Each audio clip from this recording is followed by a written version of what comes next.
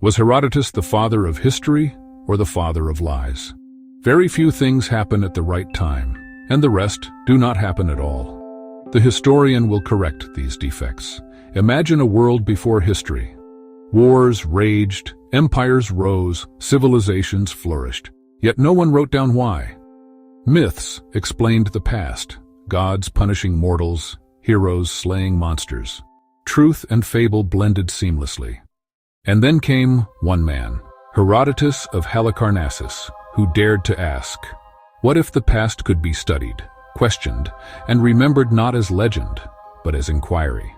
But was he the world's first historian, or simply the greatest storyteller of antiquity? To find out, we must journey across deserts and battlefields, through temples and courts, following the pen of the man who first tried to capture truth itself. Herodotus was born around 484 BCE in Halicarnassus, a Greek city under Persian control. This dual identity, Greek culture under Persian rule, shaped his fascination with the clash of civilizations. We know little of his personal life, but much of his curiosity. He traveled farther than most Greeks of his time. Egypt, Babylon, Scythia, the Black Sea, even the heart of Greece itself.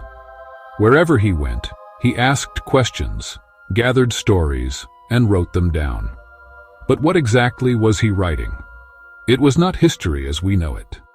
It was something stranger, richer, and far more human. Herodotus titled his work, Histories, but in Greek, historia meant inquiry, investigation, a search for knowledge. His main goal was to explain the Greco-Persian Wars. How could tiny Greek city-states defeat the vast Persian Empire? But his narrative never stayed in one place. He wandered into Egyptian religion, Scythian customs, Babylonian marvels, and Indian wonders. To us, these digressions look like distractions, but for Herodotus, they were essential. To understand war, one must understand peoples. To explain events, one must see the world. And yet, his world encyclopedia raised another question. How much of it was true? Herodotus was, in a sense, the first documentary filmmaker. His work blended war reports with anthropology, travel writing, and wonder. Herodotus takes us on a journey across the ancient world. He reveals the mysterious floods of the Nile, shows us the lightning-fast Persian courier system, uncovers the secrets of Egyptian mummification, and even invites us into the ritual tents of Scythian nomads, where they inhaled hemp smoke as part of their ceremonies. He paints a living world of diversity, color, and difference. But what do we do with the parts that sound unbelievable? Gold-digging ants the size of foxes, phoenix birds, giant snakes? From the beginning, critics doubted him. The historian Thucydides scoffed that Herodotus prioritized entertainment over accuracy. Later, Plutarch labeled him the father of lies. And yet, modern archaeology has redeemed him again and again. The Persian royal road? Confirmed. His descriptions of Egyptian embalming? Accurate. The Scythian cannabis rituals? Once ridiculed, now backed by hard evidence. Yes, he reported marvels that strain belief. But perhaps he was not lying. He was recording voices, preserving the stories people told him. He gave us the first raw, messy draft of history. Nowhere is this clearer than in his account of the wars that defined his age.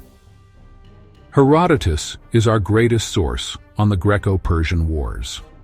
At Marathon, he shows us how 10,000 Athenians shocked the world by defeating Persian forces. At Thermopylae, he immortalizes Leonidas and the 300 Spartans, who resisted Xerxes' army to the last breath.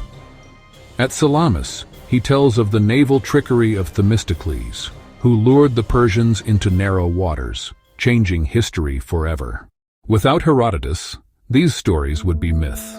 With him, they became history, though always with a storyteller's touch. But what made him unique was not just retelling battles, but asking, why do wars happen at all? Herodotus was revolutionary because he searched for causes. He argued that wars did not come from gods, but from hubris, ambition, fear, and revenge. Xerxes invaded Greece not by divine command, but because of power and pride. This was something new. History was no longer destiny imposed from above. It was the result of human choices. And yet, his curiosity extended far beyond politics, into the marvels and mysteries of the wider world. Herodotus loved to catalog wonders: the Great Pyramid, the riches of Croesus, the temples of Babylon, the elephants of India. But his wonders were more than entertainment.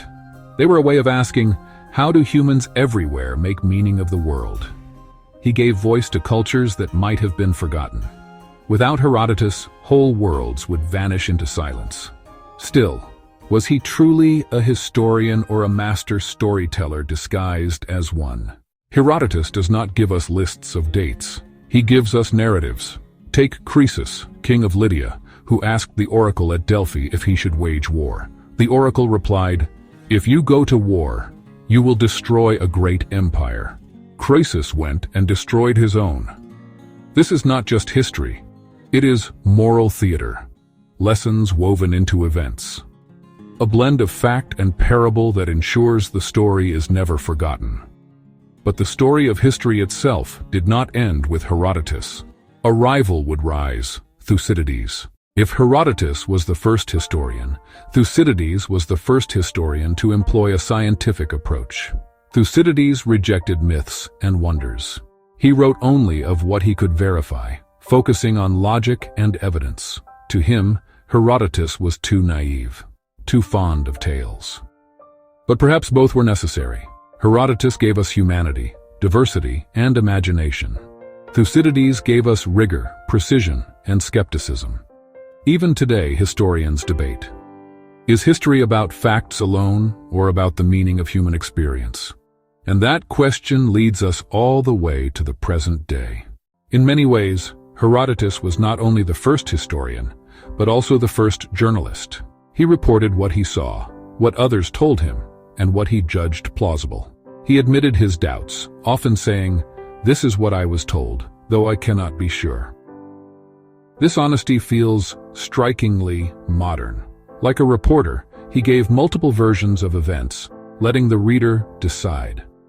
Even today, journalists face the same dilemma. Report facts, but also capture the human truth, the meaning behind them. Which raises the final question: what is history itself? Truth or storytelling? Herodotus likely died around 425 BCE, perhaps in Thurii, in southern Italy. But his work survived. Romans mined his stories. Medieval scholars preserved them. Renaissance thinkers rediscovered him. Enlightenment philosophers debated him. Voltaire mocked him as the father of lies. Modern historians praise him as the father of history. Both may be true.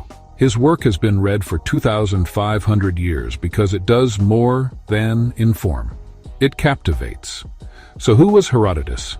A liar? A historian? A traveler? A storyteller? Perhaps all at once.